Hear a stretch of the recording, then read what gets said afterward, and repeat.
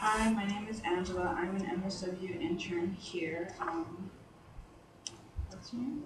Karina. Karina. Okay, Karina. Nice to meet you. Before we get started, I just want to let you know that we have a confidentiality agreement that we have to share with all of our clients, and that is that if you either plan on harming yourself or um, you're harm, or it sounds like you're gonna harm somebody else, then I need to let my supervisor know. But anything else stays in here between us. Do you have any questions about that? Okay, so let's get started. So what brings you in today? I was told to come. Okay, so who told you to come, or what was the reason why? Well, the judge told me to come because I got a DUI. Okay, and was this your first DUI? Yeah. Okay, so how do you feel about that? About him telling you to come to talk to him? Well, I don't need to come. You don't need to come. No, it's stupid. It's a waste of time. It's a waste of your time. I'm sure you could use your time better for other people that actually need help. Okay. No, I'm here to help you in whatever way you want or you don't want. We can talk about whatever you'd like.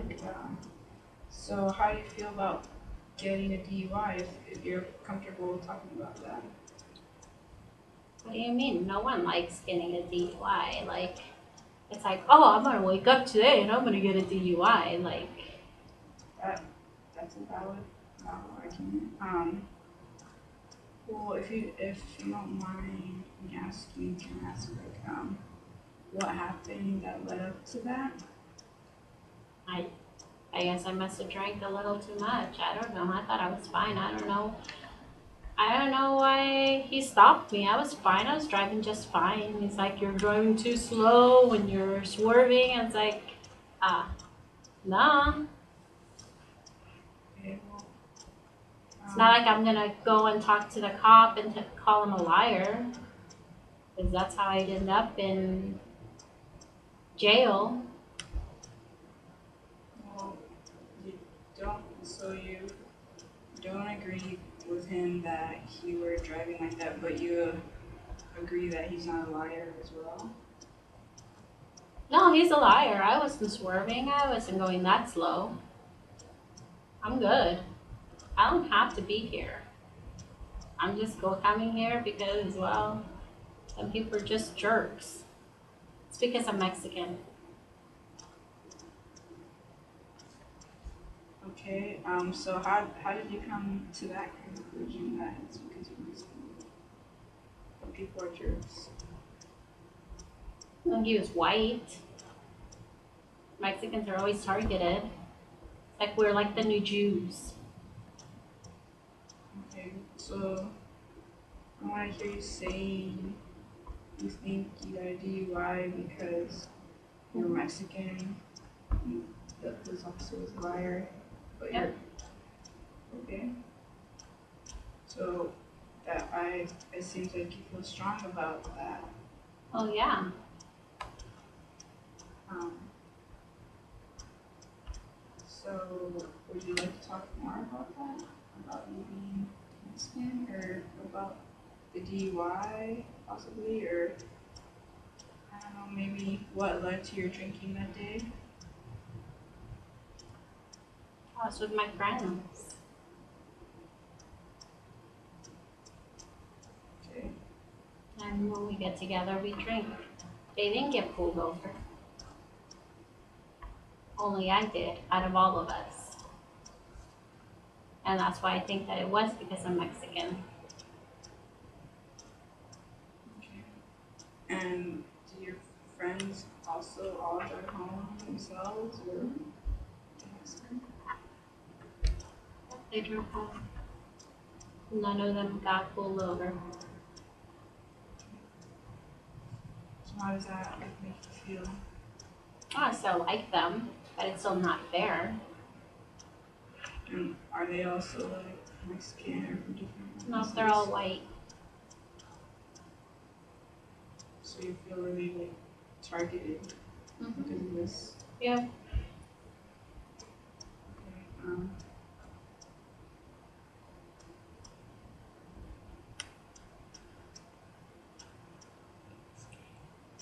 So can so let's can we do like a scale to kind of see how you feel and maybe we can maybe keep talking about this? Sure. Maybe? So like on a scale like once so if we talked about what I see is like that you were sent here because of the court and then that you got a DUI and then they felt like you were targeted because you were Mexican.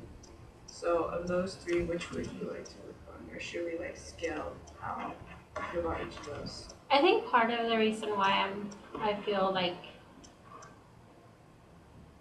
so guarded is because I feel like you're in contact with the police too. Like that you're part of the, like you'll talk to the judge and everything. And so that's the reason why I'm also taking this, like I have my guard up. And so, I mean, if I know that you're not going to talk to the judge about everything that I say here, then, you know, I wouldn't mind talking about the DUI, but I feel like even though you said you're not going to talk to anyone, I still I have a hard time trusting you. Okay, well, like I said at the beginning, everything is between us. The only thing that the judge sees is I just check off that you came to see me this day and then sign it. And that's all he gets to make sure that you actually came, showed up, and we talked. He doesn't see anything else. Everything else is between me and you. And like I said, like unless you're gonna harm yourself or you're gonna harm somebody else, then I do need to tell my supervisor. Okay, so then I'm going to be honest with you. Okay. My husband died about a year ago, and I've been drinking a lot to hide it, to hide the pain, because it hurts so much. And I do want to get help, but because I want to cry all the time. But in a way, I'm glad that I was stopped. But then in a way, I don't, because I don't want to deal with it for reals. Like, I just want to hide it. Okay, well, I commend you on being open with me. I'm sorry if I presented any like type of to guard you away from talking about anything, but I'm glad that you opened up because that's the first step to going on to continuing.